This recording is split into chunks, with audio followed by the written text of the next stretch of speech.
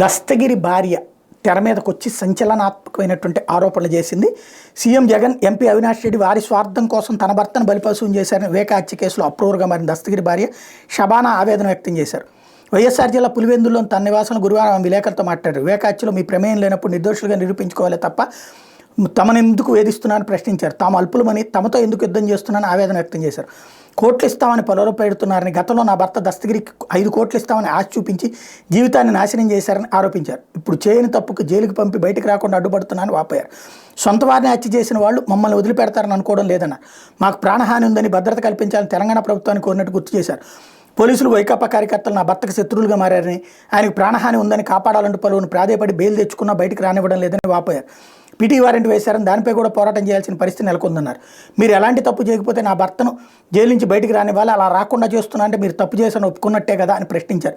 వివేక హత్య కేసులో ఇప్పటికే జైల్లో ఉన్న దేవిరెడ్డి శివశంకర్ రెడ్డి కుమారులు ఇటీవల నా భర్తను కారాగారంలో కలిసి ప్రలోభ పెట్టారని ఆరోపించారు. సిబిఐఎస్పీ రామ్ సింగ్, అధికారి దీపక్ గౌడ్, డీజీపీ సుహాసిని బలవంతంగా అప్రూవర్గా మార్చారని చెప్పాలంటూ ఒత్తిడి చేస్తున్నారని పేర్కొన్నారు. వివేక కుమార్తె సునీత తమకు ఎలాంటి డబ్బులు ఇవ్వలేదని స్పష్టం చేశారు. డబ్బులు ఏమీ ఇవ్వలేదు, వాళ్ళ ఆయన కారు డ్రైవరు. కోర్టుల్లో కేసులకి, హైకోర్టులో పిటిషన్లకి, లేకపోతే ఇప్పుడు ప్రెస్ మీట్లకి ఎక్కడి నుంచి వస్తున్నాయి. ఇంకోటి, సునీత ఏం డబ్బులు ఇవ్వలేదు, మరి ఎవరు డబ్బులు ఇచ్చారని చెప్పి ఆయన చెప్తున్నాడు. సాక్ష్యాలు ఎట్లా తారుమారు చేశాడు, తనే మర్డర్ చేశానని తనే చెప్తున్నాడు. కానీ న్యాయం కోసం నేను ఎట్లా చేశానని చెప్తున్నాడు. అంటే మర్డర్ చేసిన వాడికి న్యాయం ఉంటుందా? నెంబర్ 1. రెండోది, తనే చెప్పాడు ఎవరు చేశారో తెలియదు, నాకు సో వాడు చెప్తే నేను చేశానని చెప్పేసి. అక్కడ ఒక కాగితాలు ఉన్నాయన్నాడు. పోనీ ఆ కాగితాలు ఏంటో తెలిసినాయా బయటికి? లేదు. ఇంకో పాయింట్ ఏంటి, ఇప్పుడు నువ్వు అతన్ని కనుక విడిచిపెట్టకపోతే జగనే మర్డర్ చేయించాడని జనం నమ్మాలి. ఇది కాన్సెప్ట్. ఓవరాల్గా ఏంటంటే తెలుగుదేశం ఎలా కావాలో అలాగా ఈవిడ చెప్తోంది, అది ఓపెన్గా కనబడుతుంది. సరే, వెంటనే వివేకానంద రెడ్డిని జగనే మర్డర్ చేయించాడు, నువ్వు జగన్ దగ్గర సూట్ కేసులు తీసుకుని అబద్ధాలు చెప్తావు, రాసేసే వాగేవాడు వాగుతూనే ఉంటాడు. నేను మొదటే చెప్పా, చంద్రబాబు నాయుడు ముఖ్యమంత్రిగా ఉండ వివేకానంద రెడ్డి మర్డరు ఎన్నికల ముందు జగన్ చేయించుకుంటే అంతకంటే వెర్రేది ఎవడన్నా ఉంటాడా? ఆ రోజున చెప్పినటువంటి కాన్సెప్ట్ ఏంటి, జరిగిందేంటి? ఇంకోటి, వివేకానంద రెడ్డి గారి ఆస్తులన్నీ ఎవరి దగ్గరికి వెళ్ళినాయి? ఆయన భార్య ఏమైపోయింది? రెండో భార్య, ఆవిడికి ఎందుకు ఆస్తులు వెళ్ళలేదు? ఎవరు దాచేశారు ఆస్తులు? అకస్మాత్తుగా అవన్నీ సునీతకి ఎందుకు డైవర్ట్ అయిపోయినాయి? అంతఃపుర రహస్యం కాదు, ఇది బహిరంగ రహస్యం.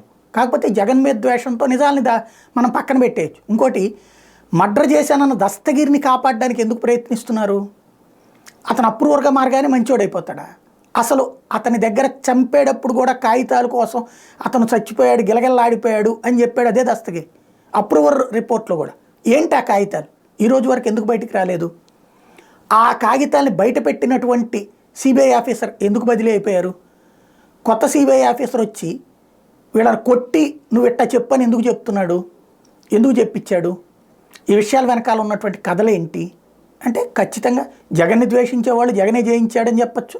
అదే సందర్భంలో జగన్ వాళ్ళు వాళ్ళే జయించారని చెప్పారు. కానీ అసలు గొడవ వివేకానంద రెడ్డి ఆస్తి, వివేకానంద రెడ్డికి సంబంధించినటువంటి రెండో పెళ్లి వివాదం.